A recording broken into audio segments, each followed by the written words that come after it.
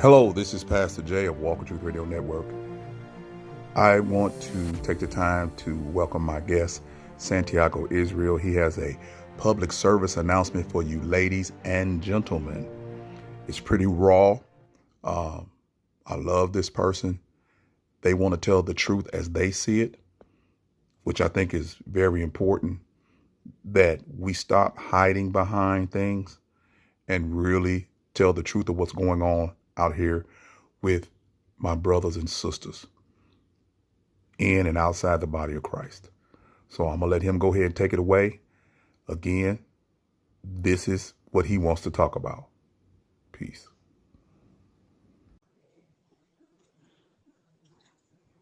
Hey, this is Santiago Israel, and I just want to tell you about some messed up stuff. I'm trying not to cuss, but you know what?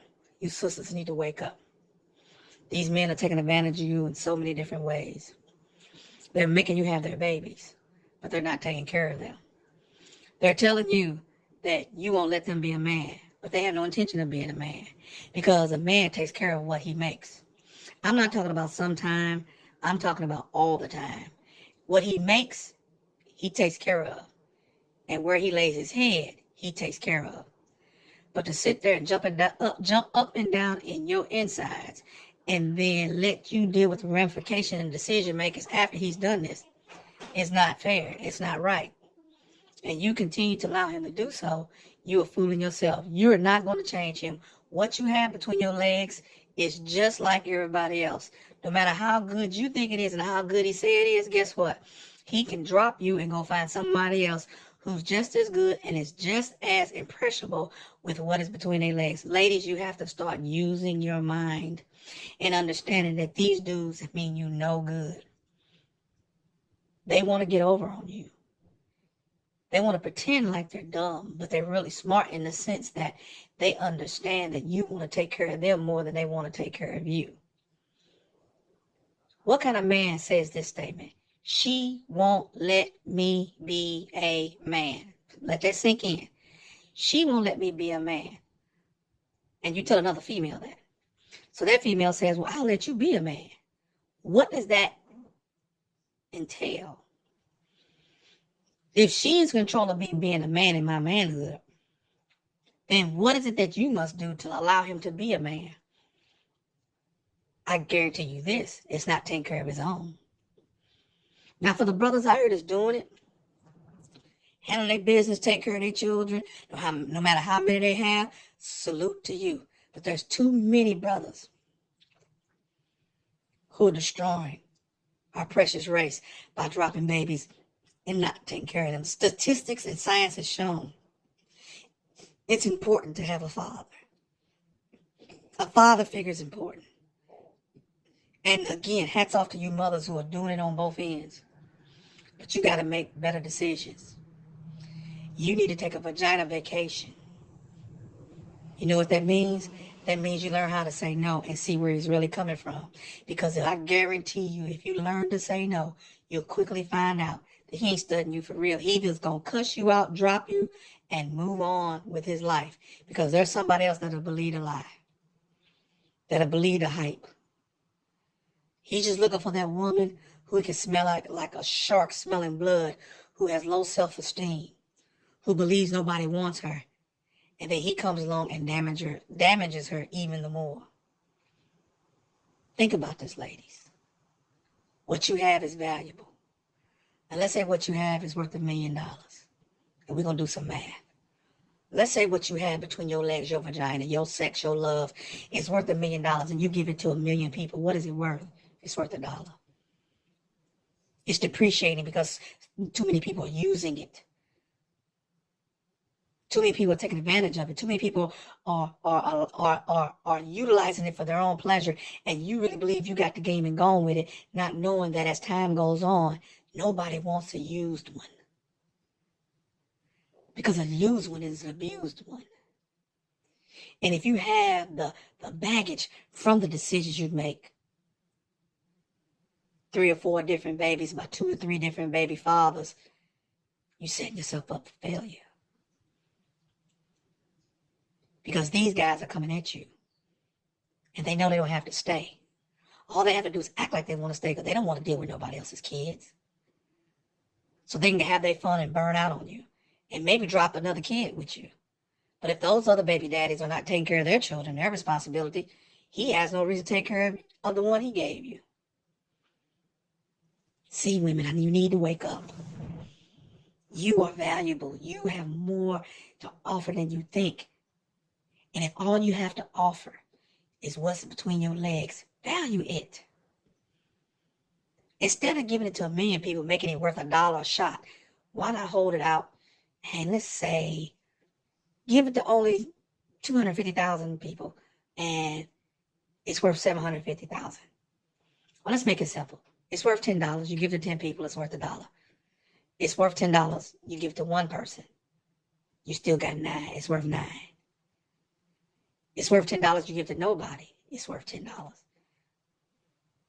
Some men pursue the hunt. They love the hunt. They love the challenge. And what you do is take the challenge away from them and lay with them too easy.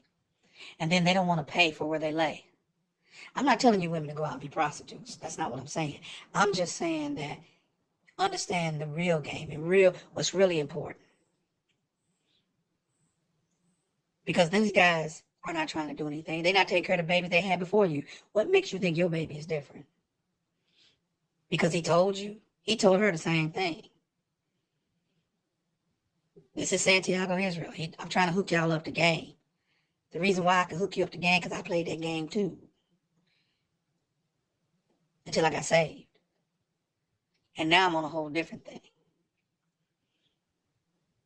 Man, you need to stand up and take care of these women and take care of your children. Quit lying. All you want to do is sit and play PlayStation and run around with each other and sit next to each other and hang out with each other.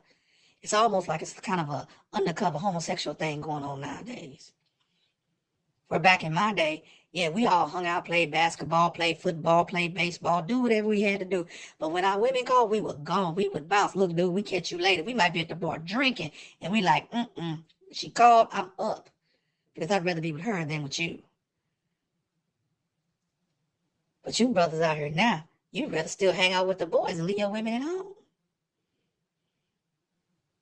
You'd rather be with the hard legs than be with the soft ones. And many of you ladies are dating undercover brothers. And you know it. You know it. They'll get up out your bed and run to help their friend. They'll get out of your comfort bed, your laying up with you, and run to help somebody who should be able to help themselves. Yeah, there's times when your friends are in danger or something happens to them and you need to get up and go. But my goodness, every time they call, you have a standing date with them that you don't have with your woman. Come on, women, wake up.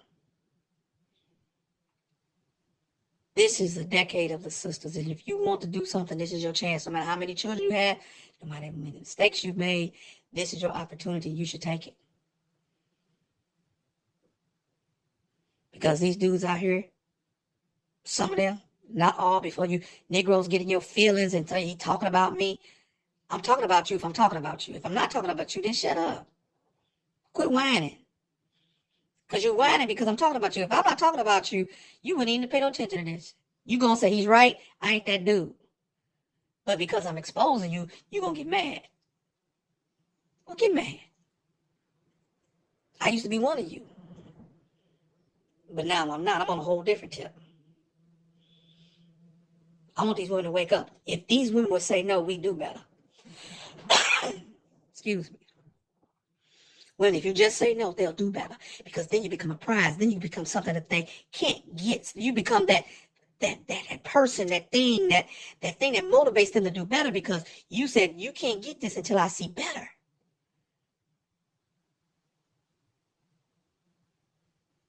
Look at all the female rap stars who are bosses. Look how much trouble they have with their man because they still got this thing where they buying their men.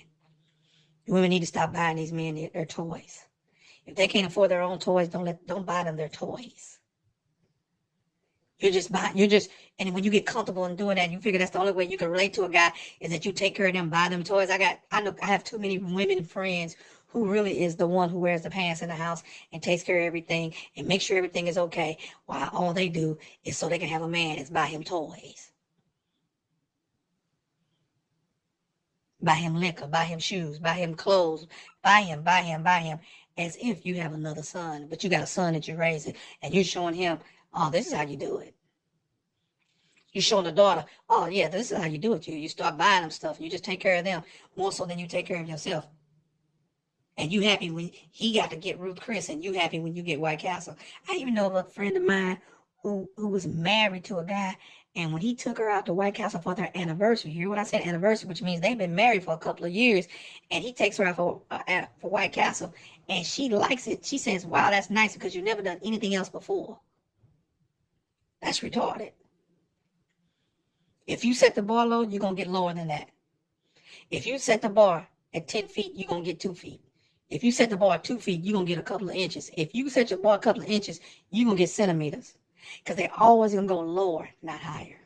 I'm going to say that again. They're always going to go lower, not higher. And when you don't challenge them, they don't care. They prefer you to be kind of nervous and asking them that you're scared of rejection so much that you want to put up with anything that they do. Because they're going to say, when confronted by the next woman, she never asked me. And that's going to be right. And your response is, well, he would never do it anyway. How you know? Make him tell you no. And you can be comfortable moving on. But until you actually hear no from him, you still wonder, well, what could I have done to make it better so that he'll do what I want him to do? There's nothing.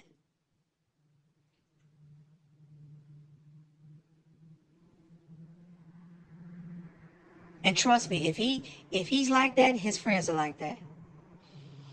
If he's a bum, his friends are bums. And bums have bum mentality, and their philosophy is real strange. Authentically, ignorantly, eccentrically strange. Because it's not about coming up being a man, being responsible for your family. It's not taking pride in being a man and take care of your own. It's all on that fake stuff like basketball, football, and being another man's cheerleader. That Negro cheer harder for his sports team than he do for his kids. What kind of backwoods stuff is that? You cheer harder for some Negro that's making 100 times much than you. You got to pay to see him, and you got children out here on the football field that you don't even go see. It's interesting that you see more mothers at football games and baseball games than you see fathers. And when I grew up, you saw fathers there all the time. What's the difference? You've been systematically removed from the family to be ineffective in the life of the woman that God has given you so that you can be out here and be ignorant and a little boy. You're 30, 40, and 50-year-old. You're just a little boy.